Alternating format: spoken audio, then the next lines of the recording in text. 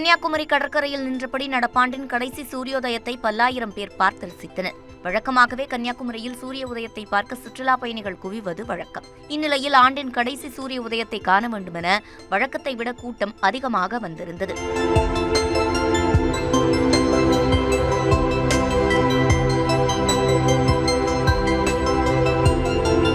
கேரளாவின் கொச்சியில் கடுங்குளிருக்கு மத்தியில் இதமான சூட்டை தரும் வகையில் சூரியன் உதித்தது.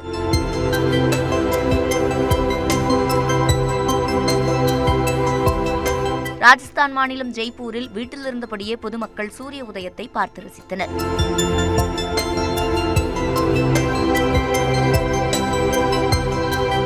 மராட்டிய மாநிலத்தின் மும்பையில் உள்ள கேட்வே ஆஃப் இந்தியா பகுதியில் இருந்தபடி சூரியன் மேகக்கூட்டத்தின் பின்னணியில் தெரிந்தது.